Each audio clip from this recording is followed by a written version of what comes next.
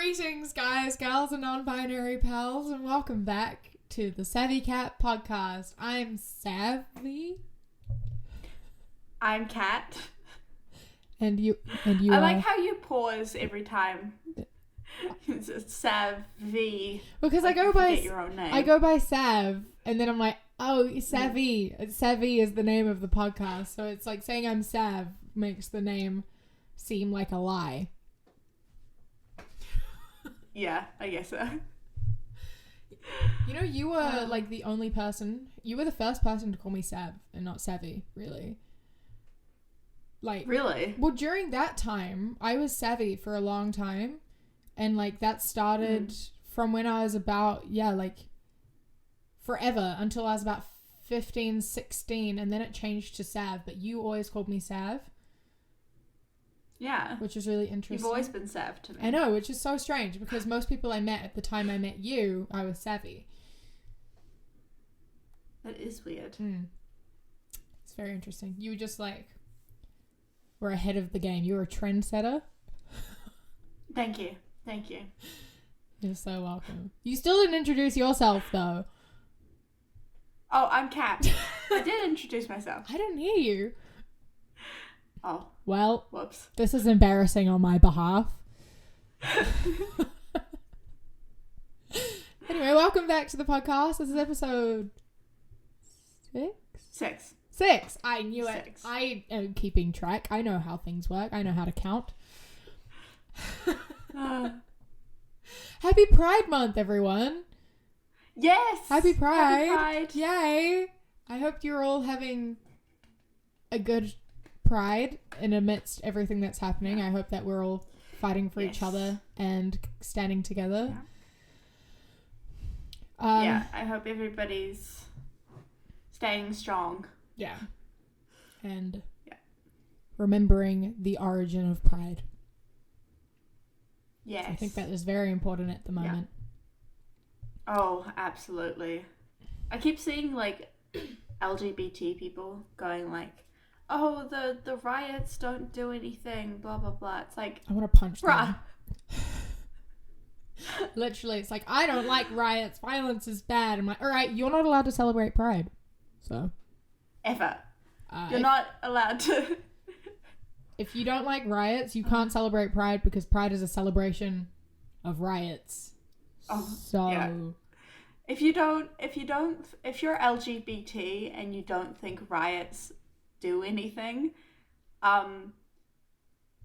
rethink. Just Google search. Yeah, just educate yourselves, please. Yeah. It's a mess. It really is. Okay. Yeah. Since it is Pride, we are doing a sort of Pride-themed episode today, which is Internalized Homophobia, and like the contributors and ways we've felt it and all that sort of stuff, because it is a problem and something that we all experience. Yeah. I think it's one of those things that like, because of the history of homophobia and stuff like that, everyone just like, it's all around us. So it's kind of something that everyone has internalized, you know? Yeah, I think it's like, it's such an interesting thing, like the history of homosexuality and stuff, and like where it exists and within like the animal kingdom and everything. And I just think it's really interesting how we've developed into this society where we view it as unnatural and something that you need to hide and something that we've internalized, because it never used to be that way, like millennia ago. Yeah. Which is very interesting. It's damn Adam and Eve.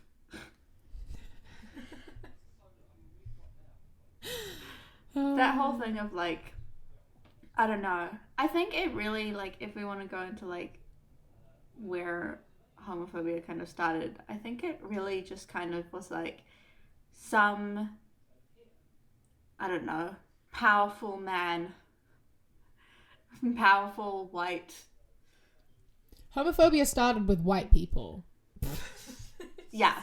That's just the way it is. Some like powerful religious person saw his chance and went like, how can I control the relationships of every single person around me? If you can't make baby, bad. That was the mindset. Yeah. No baby, bad. If you can't make me a worker in my own, if you can't supply me more people to control, I reckon it was this girl he had a crush on, but she was a lesbian, and he's just like, oh no, not bad. I hate the gays. And then he had just like an agenda against it and spread the word and said it was God, but it was really just jealousy. Or his wife left him for a woman, and he was fuming. And they got together like a group of white men whose wives had left them for other women, and they were like, we must put an end to this. Yeah. He just got his ass kicked by the Greeks one day and was like, you know what? It's so interesting because, you know, I've been like researching like gender and sexuality and stuff throughout history, and there's like, you look at indigenous cultures and things, and homosexuality was very normal. Oh yeah, and so absolutely.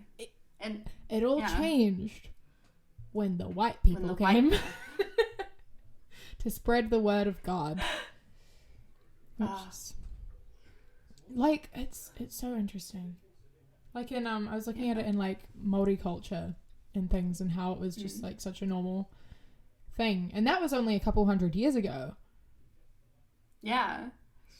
Well, I mean, like, I think that's like one of the things that really, like, I remember reading Percy Jackson for the first time, and it's a book all about like the Greek gods and all of that stuff, and that book is just full of.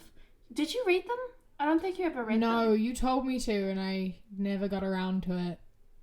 I seriously think you should. There's a television show coming out soon, which is written and produced by the author, which I'm very excited about because the movies were trash. I never watched the movie because you told me how trash they were. Yeah. Yeah. The books were all based on like Greek mythology and stuff, and then later Roman mythology, and it was like there are huge representations for people of color, LGBT, mental disorders. Like literally everything you need representation on is in those books. And I remember, without spoiling, one of my favorite characters was gay and had a huge plotline about internalized homophobia and how he was legitimately terrified. But because of like Greek mythology and how chill the Greeks were about like LGBT stuff, it was really much just like him accepting who he was and accepting that his like godly parent and his friends really didn't like accepted him. And I remember reading that for the first time, and that was kind of like the first moment of like, oh, I'm allowed to feel these things. You know? Yeah, and that's like such a cool and important thing as well. And the fact that you didn't get that until, I mean, you were still, would have been like, what, 11, 12, maybe? Yeah, 12, 13, I think. Yeah, and I think that it's like, it's great to have that, but it's really sad that you don't get that experience earlier on in life, because it's like so held back. And like, yeah, I wish that that was something that was in books and things created for younger people too. Yeah, well, I mean, if you make this like the comparison between like Harry Potter, which was one of the first like big series that I read, compared to Percy Jackson, it's like I can, as much as Harry Potter is like, oh, we'll take over the big bad guy and blah blah blah, it's very homophobic. And J.K. Rowling herself is extremely transphobic, and it's like when you're surrounded by things that are just like straights only. Only straights. Man and only woman. Then it's like... It forces you to feel like you have to hide. Exactly. Because, like, having something not... And it's like... Yeah. It's like you were watching Zack and Cody, right? Oh my god. Yeah. I finished it now, though. But, yeah, it's interesting watching shows like that, and there's, like, these little mildly homophobic sort of comments thrown in there randomly all over the place. And it's the same with a lot of TV shows from the early 2000s. You know, when we were growing up, there's like, it's like subtle, but like you notice it when you're older and you're like, that must have, you know, subliminally hit us when we were kids too. Like there was well, I mean, yeah, like the fact that it's subtle is like kind of almost a bit more toxic, because it's just like, oh, you know, it's normal that people say these things and make fun of you. That's true. Like it's just an everyday conversation. It's the one part that I think got me the worst out of Zack and Cody that made me just be like, okay, was when Cody like dressed up to be in a beauty pageant to win money to win a bike, and then at the end it was Zack and his mum was like, what are you doing? He's like, I'm just... Why are you wearing a dress? He's like, to win money for a new bike. And she was like, oh my god, thank goodness. And I'm like, no. Yeah, that's also like misogyny wrapped in there too. It's like homophobia and misogyny is just this big kind of... Because I mean, like, I guess now that I'm thinking about it, homophobia has got like a lot to do with misogyny as well. Yeah. It's like, oh, you're acting a bit feminine. Oh. That's true. That's true. Like, if the stereotype for gay men is like, oh, they're being more feminine, you know, even though that's a stereotype and not true at all. But like, and also like, oh, women are liking each other and not men. Bad. Yeah. It's all just all the stereotypes and implications of them are just terribly toxic. Very much so. Especially like for kids and stuff like that. Yeah. Like all of it kind of just boils down to like... Well, because I mean like... Comments like that are sort of like... When you're a kid, I don't think you understand that the implication was, thank God you're not gay, which was the implication, but children aren't aware of that, but it will tell children like young boys, oh, wearing dresses is bad. It's just like... Yeah. And like being feminine is bad. And like...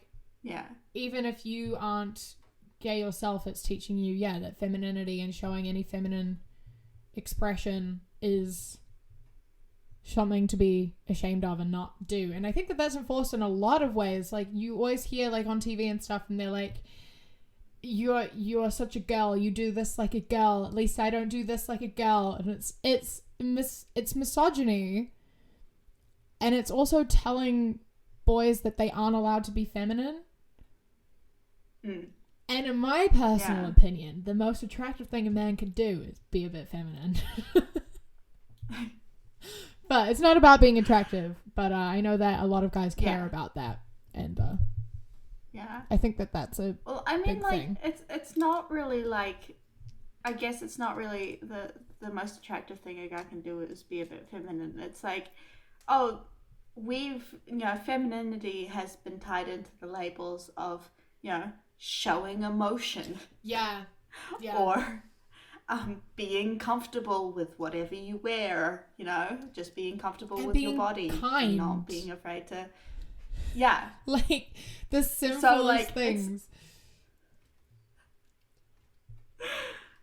Which... It's not like...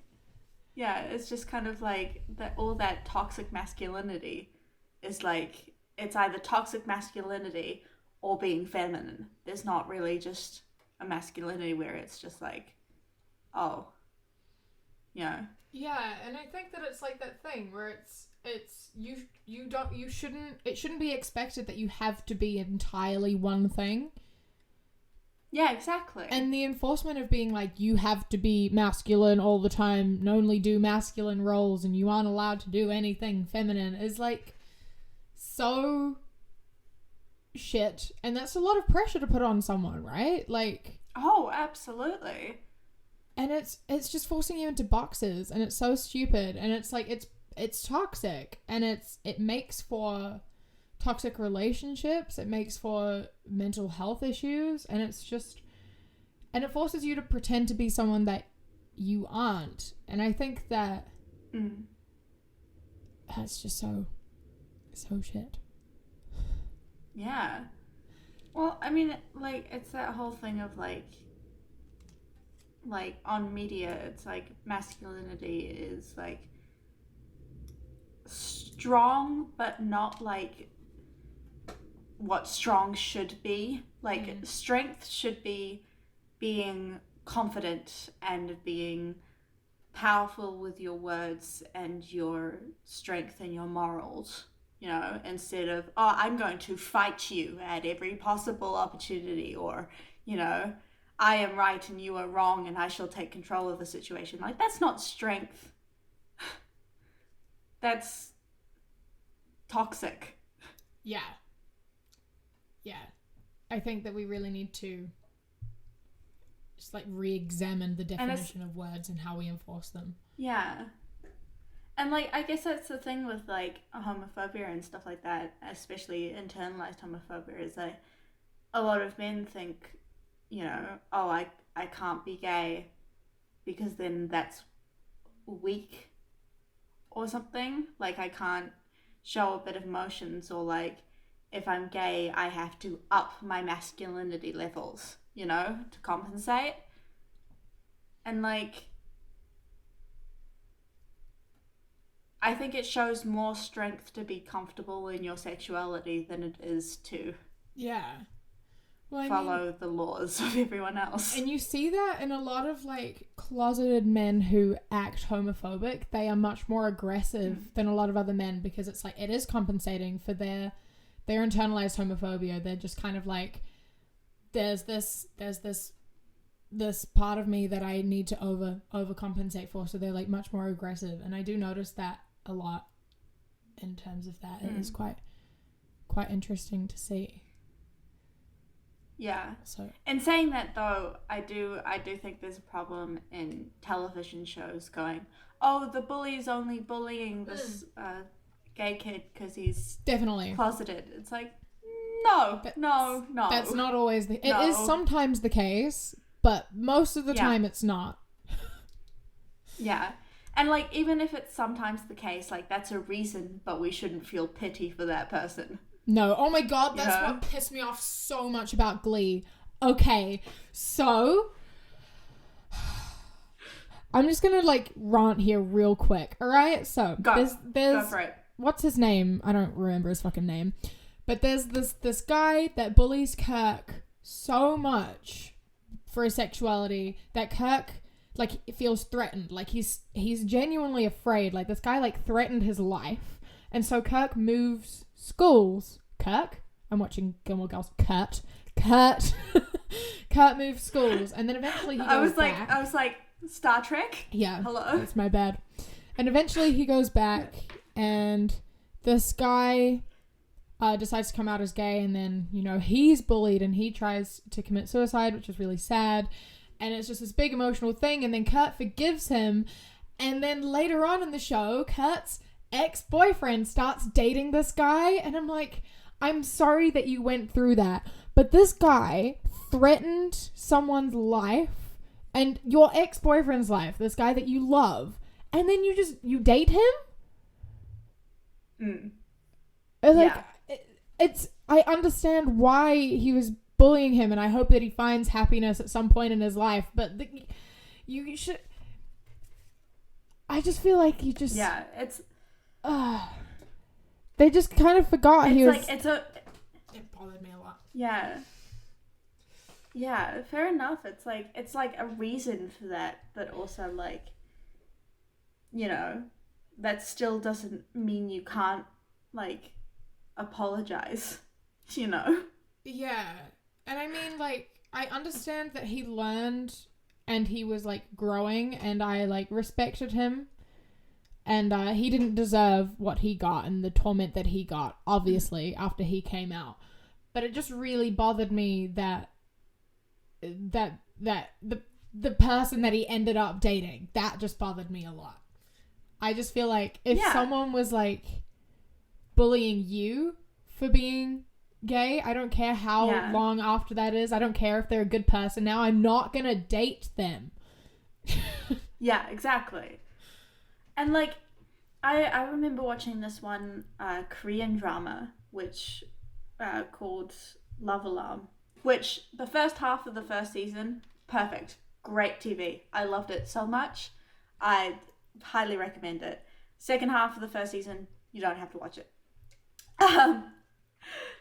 But I remember this one plot line where this kid was getting really bullied, and it turned like he was gay, and this guy who was picking on him was also gay. But like basically how they dealt with it was like, oh, they acknowledged both of them were gay, and then they never mentioned that situation again. It's like, hello? You're not going to deal with how this poor kid was just relentlessly bullied. It's like, oh, they were both, he was bullying him because he also had a crush on him. It's like, no, back up. I'm sorry. Like address that, please. Like that girl who bullied you at Wellington Girls, who is now turns out to be gay. It's kind of like, I don't know, it's just interesting. Imagine if I started dating her. How would that make you feel? Oh, I would never speak to you. Exactly. This is the point, right? Talk to you. Yeah. And I feel... Yeah. Yeah. It's like, you just... And I think that's like, you know... Internalized homophobia happens to everyone. Yeah. But it's also like your morals also come to play in it. It's like I've had internalized homophobia all my life. Even up to now, I still have moments where I'm like, oh, shit, that's not how I should be thinking. Mm. But I've never been homophobic to anyone. You know? It's like... You can internalize all this stuff because of what's been put onto you, but the moment you start putting it out onto the world, that's problematic, you know? Yeah. Does that make sense? I think it definitely does. I think it's just so interesting that you can have these feelings towards yourself and not other people. I just always find that so interesting. Yeah. And it's like, I think we've been quite lucky to grow up in and around a lot of people who are quite accepting, which I think has helped, not helped our internalized homophobia, but helped us to not be outwardly homophobic at any point in our lives. Because the people around us weren't. My headphones are slipping off my head. Also, really quick, to the people who were watching, you would have seen me. SavvyCat. You would have seen me take a pill a second ago. That was my antidepressant. I forgot to take it this morning, and I just remembered. So I'm not doing drugs. I just needed to take my medication. For those of you who saw me do that. Anyway, continue. It's not a SavvyCat podcast until someone has technical difficulties. Yeah, that's true. And the lag that happens constantly. Yeah. And we always end up, there'll be like moments where we're talking over each other and then moments of silence as we're like, oh no. The lag is, my Wi-Fi is so bad that there is an annoying lag. all good. It's all good. As long as you can understand some of what we're saying, it's fine. God, it's internalized homophobia, man. It's just such a big, weird, messy thing. And I just think it is so interesting that we can, like, I am extremely lucky in which I have never experienced homophobia being towards myself either from anyone. And I understand that is a very, that's not something that a lot of people experience. And I understand a lot of people experience homophobia from people, and I am very lucky in that. But the fact is that I still have internalized homophobia, and I just find that really interesting. And I can't imagine what it must be like for people who are surrounded by people who are homophobic, and how much worse that must be for them. And I think that it just goes to show that things like, talking about it when you're younger and having representation in the media and things are so important, because when you're surrounded by heteronormativity, it does make you question it, and you're kind of like, am I crazy? Is this wrong? And because, I like guys as well, and I've been with more guys, and I've had more hetero relationships kind of thing, it kind of makes you question it even more, and you're kind of like, is this even real? Because and it's just it's quite like internalized biphobia especially, which is internalized homophobia. It's like, I know you get this as well, but it's like, because it's easier or like more normal to get into relationships with boys and stuff like that, like you'll get a lot more men like approach you or flirt with you or anything like that, because most of the girls are also dealing with internalized homophobia. This is very true. So like it is kind of that thing of like when you if you're like bi or pan or unlabeled or anything, you do kind of get in this situation where you're like, oh, maybe I'm just playing it up, or like maybe I'm doing it for attention, but you're not doing it for attention because like literally nobody knows and you don't talk about it. So like it's quite interesting. I've learned a lot on TikTok as well about these things that I was like, I thought everyone did that. Like like when a girl like gets like really close and like leans on you and you're kind of like, ugh. Yeah, when you said like straight people don't do that, I was like, why? What? I was really confused too. And the fact that like straight people apparently don't question their sexuality. Oh yeah, I remember talking to my mum once about this, and I was like, I was reading a post and I was like, yeah, like how everybody has a celebrity girl crush, and my mum was like, I don't. What are you talking about? And I was like, what? Sorry, what? How do you not? How do you not have a? Hello? I think it's really. I had female like celebrity crushes before I had male celebrity crushes, and I just remember being younger, I'd always say, oh, I would go gay for blank. I would go gay for blank. Oh, rude. Yeah. I would be gay for this person in a heartbeat, honey. I think that was me, like, kind of forgetting that it is possible to like both and all genders. I was kind of like, yeah, I would go gay for this person. But the thing is, I wouldn't be straight for anyone. I didn't like any boys. It was like, I don't like boys, but I would go gay for this person. Yeah. Well, I mean, like, that's the thing. You never have to say, like, it's always, I would go gay, or I have a gay crush, or, you know. That is true. But you don't say that. You don't say that for, like, straight people. It's like, oh, I like this boy, instead of, oh, I would go gay. I would be straight for this boy. Yeah. We should start saying that. Oh my god, I was watching a a Jamie Dodgers video. Great YouTuber. I love him.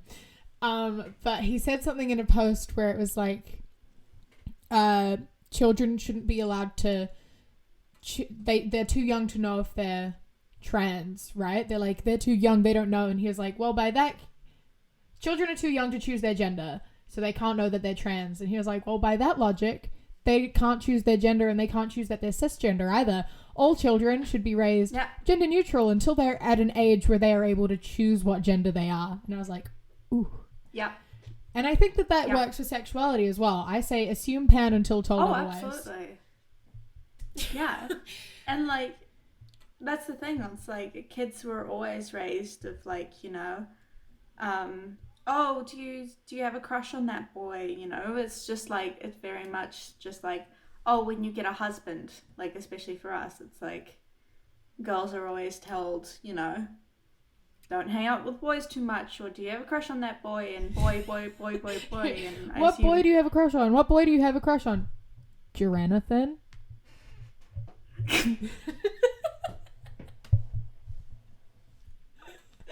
Using your own meme, you should be punished for that. Oh, it's fucking funny. I was just so stupid. Oh my god. That I didn't even get to the punchline of that because I just lost my shit there. Iconic. I am pretty iconic. Yeah. Sorry. But yeah, like I was saying, like you are assumed heterosexual. Yeah. Yeah. And like it must be extremely difficult if you're like lesbian or gay. But like from personal experience, like being bi, it's like, oh, then I can't be bi because everybody has told me I'm heterosexual all my life. And you feel like you have, and people tell you have to choose sometimes, right? That's a big thing where it's you have to choose. And since you've been brought up in a way where it's like very heteronormative, you kind of feel like you have to choose be more towards heterosexual, which I think is really interesting. And I think that's a lot of where biphobia comes in, is a lot of, I know a lot of girls prefer girls, but act more towards heteronormativity just because of what's been enforced, which I find really interesting. Yeah. Well, I mean, like that's what I was saying. Like, it's easier. Yeah. To find men and get men to like you back. Yeah. Which is frustrating because girls are so pretty. I love girls. TikTok has actually helped me so much with embracing my sexuality. Like, I've learned so much and been so validated, and I feel like a lot of people are like that. Although at the moment, honestly, my TikTok For You page, I haven't seen anything gay for like over a week. It's Pride Month. I haven't seen anything gay. I've seen more hetero people than gay people. Same. During Pride Month, which is infuriating. Because TikTok is banning gay content. Yay, we love it. That makes me so mad. I'm still so pissed off about that. I know. It's really frustrating. And like that's the whole thing. It's like you do internalize that stuff because, you know, your safe spaces and the places where you want to feel accepted, when they start turning you away, you're like, oh, yeah, maybe this is wrong. Exactly. And so like, and I mean, TikTok is a lot of young people, right? And a lot of people are realizing their sexuality because of TikTok, and they feel validated. And when you stop showing that to people, they lose the sense that that is normalcy, and they lose that sort of validation and acceptance that they are what they are and who they are is okay. Because once you start hiding that content from them, they stop seeing how many people there are out there who feel the same as they do, and who have been through things, and who will tell you that it's okay. Because a lot of young people are scared, and they aren't sure, and if you see people who are gay or who look like you, you're kind of like, oh, there are other people, and look, they've gotten over it, these obstacles, and that means I can as well. it's isolating. Yeah. It's very isolating. Especially, like, because, like, if you don't get any media representation on television, or the media representation on television is telling you that, oh, your bullies are the only ones who are gay. Yeah. Then you don't tell your friends or your family. And then you just become more isolated and more internally homophobic. And it's also that thing of it, like, not only does it cause internalized homophobia, but it tells other people that it's not normal too. Exactly. So, like, the people who aren't gay kind of expect everyone else to be straight and then apply heteronormativity and then will be less understanding and less accepting because it's not normal, because it is nowhere. They're like, well, I've never seen a gay person before, so therefore it's not normal. Yeah. And I think that that's like... Yeah. So representation matters, but it doesn't just matter for the people who are being represented. It matters for everyone to help be accepting and understanding. And, like, that's the thing, like, the only representation we kind of get is when it is trying to address homophobia. Yeah. Which is really frustrating, because I know that my little cousin learned the F slur before he knew before he learned what bisexuality was. Because of TV going, oh, this is a homophobic person. This is what homophobia looks like, instead of this is what a healthy LGBT relationship is. Which is infuriating. Yeah. I'd like to see... Yes, I remember. I'd like to see, like, a normal movie or TV show, as it normally is, where the main character is gay, but it's exactly the same as any other main character, and that's not the main focus of the movie. Yeah. Like... Yeah. I'd like... Because it's just, they're just another person. Just show them having a crush on someone, and that's like it. I understand internalized homophobia and stuff exists, and I think that you can definitely show that, but I think, you know, there's still more to the story than that. Yeah. Well, I mean, it's like I was saying, it's like, even in freaking dystopian worlds where the author is completely in control of the world, they still decide to put homophobia in the world and racism in that world. And it's like, this is your one chance to make the world without that problem, and then you're like, oh no, I'll still include homophobia. It's like, no, you don't have to. This is an escapism craft. That's what I really... Why would you put that in unless... That's what I really liked about the books that Kiara and I read, the, like, Throne of Glass series and stuff, is it's like very, very normal, and they're like royalty and stuff, and it's like, yeah, the queen and her wife. Yeah, that's it. Yeah. That's all it is. It's like, yeah, it's like, I understand. It's like, you're completely fine. You can make, it's important to make movies and television and stuff like that addressing these problems and calling them out. But also, I've never seen a rom-com about gays where the thing is exactly like a straight rom-com. Yeah, and it is interesting as well, right? Because this internalized homophobia and this homophobia and stuff that they show in the movies wouldn't exist if they just gave us representation in the first place that was normal. So, like, yeah, there'd be a lot less of it. So although it is important to address it, if you just give us more representation, it'll come a point where you won't have to address it so much. Yeah. And, like, this is kind of like, this is a really weird take, and I'm not equating the two things on an equal level at all, because they're not on an equal level, but it's like when Western media kind of talks about K-pop, they only ever address the problems in it.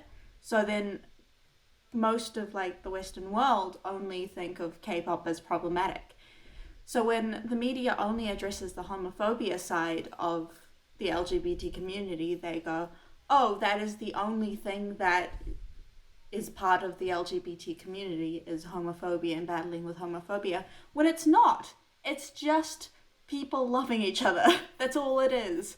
But because that's the only thing shown, is like bullying or internalized homophobia or any of that kind of stuff with like the problems in it, people automatically associate it with problematic things. Yeah. Exactly. Yeah. It is exhausting. It's just really, yeah. It really is just exhausting. Yeah. Which is why we need, like, not just LGBT representation on screen, but also, like, behind the screen, like writers and directors and producers and stuff. Yeah. And just, yeah. Or actors. Yeah. It's really frustrating when, like, they're like, oh, I'm playing a trans character, so I'm gonna hire a cis person. Yeah, I mean, you don't ever see trans people playing cis characters, do you? No, exactly. You see cis people playing trans characters, but you never see trans people playing cis characters. And I would like to put an end to that, please. Trans people playing cis characters, trans people playing trans characters. Stop erasing trans people. Yeah, that's all I have to say on the matter. Yeah. Because trans people are more than just trans. I know. And the fact that there's like the whole idea that trans people can only play trans people. And then you also will still cast cis people as trans people over trans people as trans people. Yeah. Stop it. Stop it. Yeah. Yeah. Let a trans woman, also let a trans girl play a cis girl, and let a trans man play a cis man. Just like, imagine, like, this is what they have to go through. It's like a trans woman has to deal with all the transphobia in their regular life, all the transphobia getting during the process of getting a role in a television show, and then having to play a character, a trans character, who is also getting transphobia on the screen. Like, just, there's not a single moment where they're like, oh, I can do my job acting. Literally. It's like, oh no, I have to play a scene where a cis person tried to write a daily experience of mine, and now I have to act it over 30 times in one day to get the right take. That must, like, actually be so mentally exhausting. Absolute. Oh. My God, I didn't...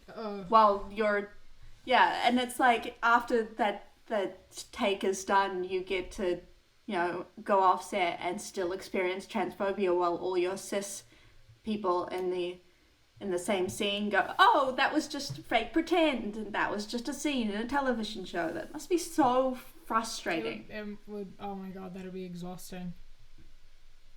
Yeah. I hadn't even really thought of that before. That's such a good point. Holy shit. I want to give them all a hug. Yeah, me too. Oh my God. While they're also, like, not being paid the same. Yeah. And not getting the right... I just would really like to see a trans person cast in a cis role. I know! Like, is that too much to ask? It's just... But you know it's literally not. They're just people. There would be a group of cis people who would be pressed about that. And that's why they don't... That's one of the reasons... Okay, one of the reasons they don't do it is because Hollywood is transphobic, so they don't want to do that. But secondly, if they did, there would be so much backlash and they don't want to lose money. So... And, like, the fact that there would be backlash, and that we're guaranteed on the fact that there will be, like, a lot of backlash, is the fact this is the only reason why they should do it more. Exactly. But money is more important than people's lives, obviously. Obviously. makes me angry. If I knew how to write scripts and movies and things, I would definitely do it, but I don't, so I can't, unfortunately. Yeah. I definitely should take a screenwriting class. Can we just to hire a trans person to play this character? It's all I want. I want to see that. Some point in the next 5 years. That's a long time to sort your shit out, movie people. Get it together. That is if we're ever allowed to if movies are ever allowed to be filmed ever again.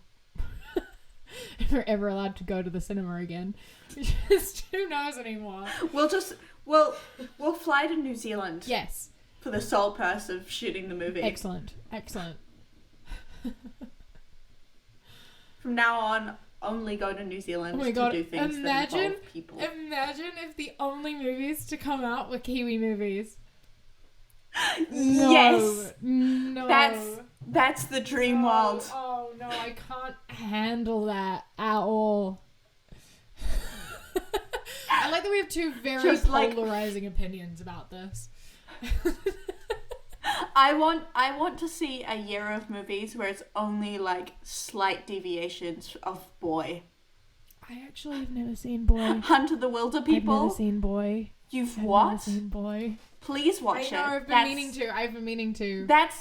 That's more offensive than never seeing Lord of the Rings. It's because it came out when we were 9, Boy. I've watched it several times. Yeah, but it came out when we were... I watched it when it came out. Yeah, I know, but I don't know if we've established this. I don't watch movies. I don't care. Watch Boy. I've been meaning to for about the past decade. And I just... It's a fantastic movie. I don't think I've ever seen a New Zealand movie. Please watch some. Please. It's the accent, you know? No, I need to watch. I don't care. Boy deals with so much, especially right now, it deals with so much racism in New Zealand and all of that kind of stuff. It's such a huge voice for Māori people in New Zealand. I do really need to watch it. I know. I actually thought about it the other day. I was like, you know what movie I've never seen? Boy. I need to watch that. And then I still forgot. Yeah. Please watch Boy. I shall. Punch me in the face and then make me do it. I will. Great. Oh my god. I didn't realize that we've been talking for as long as we have been. Oh, yeah. We have run out of time. Goodness. Yeah. We are really good at losing track of time. We are. It is a talent. But I guess that's a good thing for a podcast. That's true. All right. Well, thank you for coming along and hanging out with us.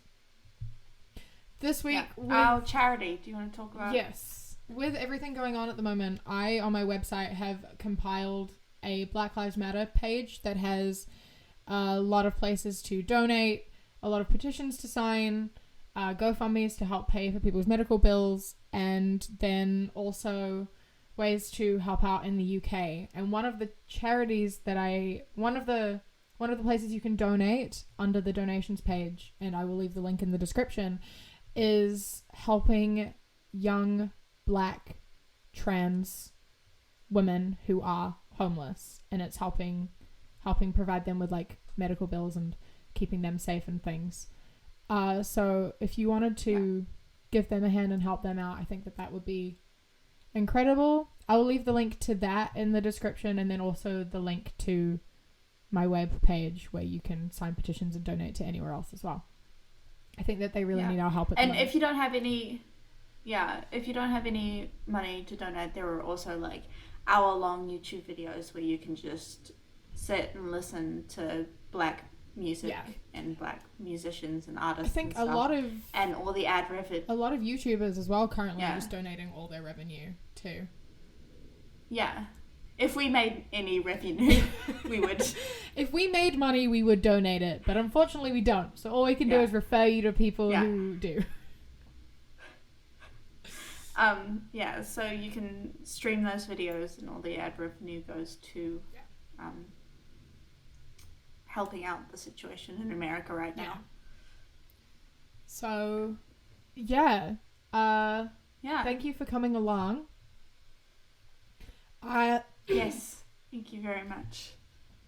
I'm posting lots of Pride content on my channel at the moment if you want to check that out if you haven't already. Yeah. Which Yeah. She's been doing so many great things, so much research. She spends like all day researching all this stuff, so please go check her out and give her support. Thank you. She's been working very hard. And yeah, thank you so much for coming along. We hope that we've been able to validate you, maybe make you a bit angry. Yeah. Hope we've kept you company in this weird and dark and scary time. Yeah. Thank you so much for watching. Thank you. We love you. Yeah. See you next week. Bye. Bye.